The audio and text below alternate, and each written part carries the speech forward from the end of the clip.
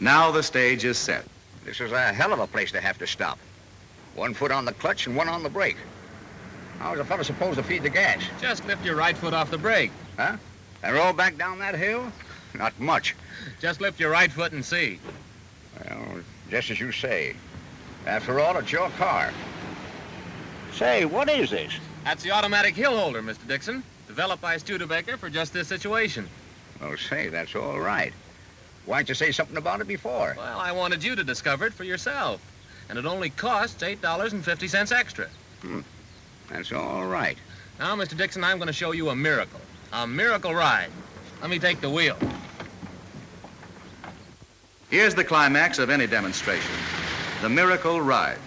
You drive it first. Then let your prospect drive over this route. The Champion tells a story of riding comfort that no other low-priced car can even approach. So with this impression still fresh in the mind of your prospect, head for home and the close. That's smart. Always sit him down in the closing room for the appraisal. And that broad smile sure helps any appraiser's figures. Well, what's the bad news? Nothing but good news, Mr. Dixon. The best in the world. If we can deliver that Champion to you this afternoon, it won't cost you a dime. How's that for good news? That doesn't mean anything. How much a month? Oh, fully equipped. All taxes paid, with license and title, ready to drive for $34 a month. How much is that for my old car? Mr. Dixon, that's allowing you $375 for your car. And I'll bet that's more than you expected, huh? $375? Hey, wait a minute. Ford offered me $60 more than that. Uh-oh, here comes the chisel. You're a businessman, Mr. Dixon. You know that with all the Champion offers you... All I know is that Ford offered me $60 more on a trade than you fellas will. Sure, I'd like to have a Studebaker, but I can't laugh off $60. But dollar for dollar, you'd rather have a Champion, wouldn't you? Frankly, yes. And if... And if we were to top the $60 difference they offered you, you'd take delivery on a Champion today? In 2 minutes. Mr. Dixon, you're in the habit of driving a car 3 years. How far do you drive in a year? Why, about 12,000 miles. But what is And that? what's been your average mileage in your Ford? Oh, I get about 17. 17. But look here. Pardon me just a moment, please. All right. In 3 years, you've driven 36,000 miles. So you've used 2,118 gallons of gas at 19 cents a gallon, for a total of $402.42. National averages prove that the kind of driving that delivers 17 miles per gallon in a Ford will deliver at least 22 miles to the gallon in a Champion. So let's see, in 36,000 miles of driving, that's 1,636 gallons of gas at 19 cents a gallon, for a total of $310.84. That means a saving of $91.58 by driving a Champion. Look, what is this all about? I'm simply making good my promise, Mr. Dixon. Now, in 36,000 miles of driving, how many tires did you buy? Why, let's see, 6 altogether. But I don't understand. Tires for the Champion cost $4 less apiece than Ford tires. That's a saving of $24. Now, in this state, the license for the Champion is $3 lower than a license for a Ford. In 3 years, that amounts to $9. Let's put that down. Oh, and because the Champion is more efficiently cooled, the cooling system capacity is smaller, and you save about $1.50 a year in antifreeze, or $4.50 during the 3-year period. Listen, all I know Now, is... Mr. Dixon, we have more than doubled the premium that Ford offered you. They said they'd give you $60 extra. Well, here's proof that we're giving you $129 extra. Yeah. And that's only the start. By driving a Champion, you'll save a lot more money on trade-in allowance, because a real economy car commands a much better trade-in allowance than a gas hog. So, Mr. Dixon, you can drive the car you really want, and you're way ahead in the money you've saved. Yeah. It's just like you'd added that $129 to my trade-in allowance. Call it anything you like. It's money in your pocket. Okay. It's a deal. But why in the hell didn't you say so in the first place? Oh, yes, here we are again. Ready for those reports on streamlined selling.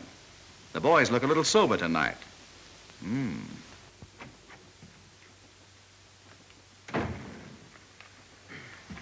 Keep your seat, Jerry.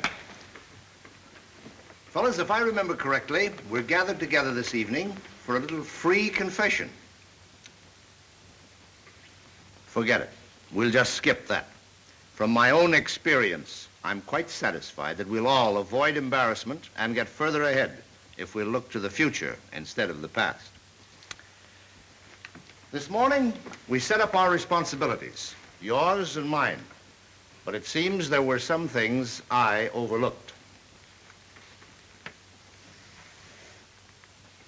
From now on, we're going to have demonstrators.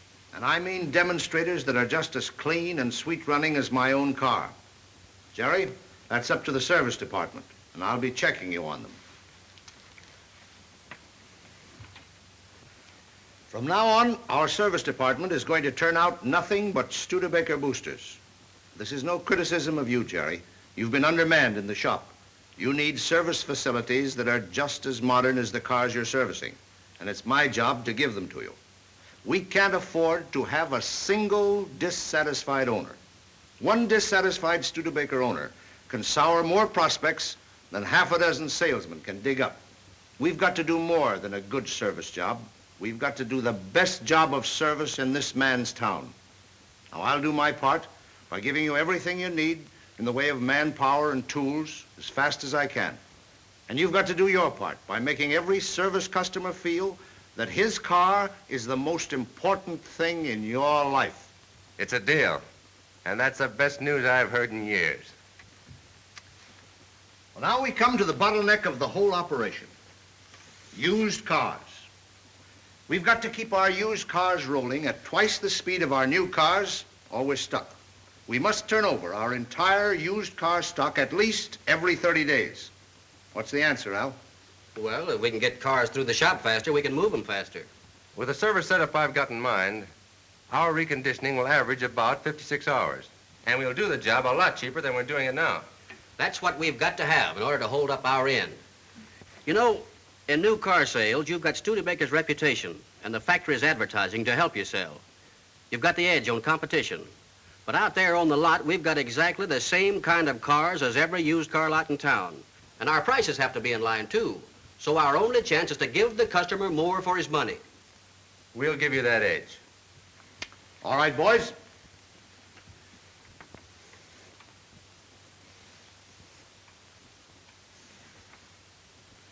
There's the picture of our business.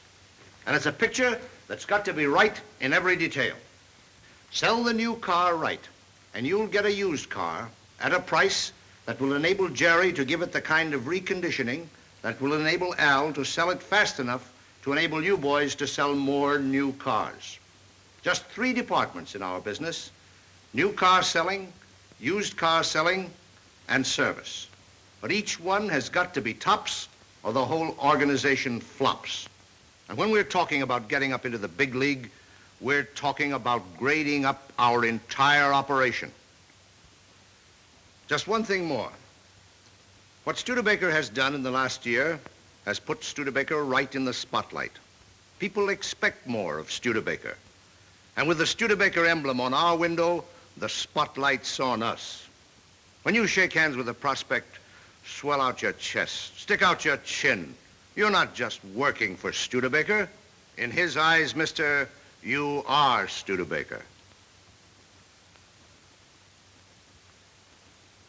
And there's no bunch of men under God's heaven as well qualified as you to step out and lead the parade.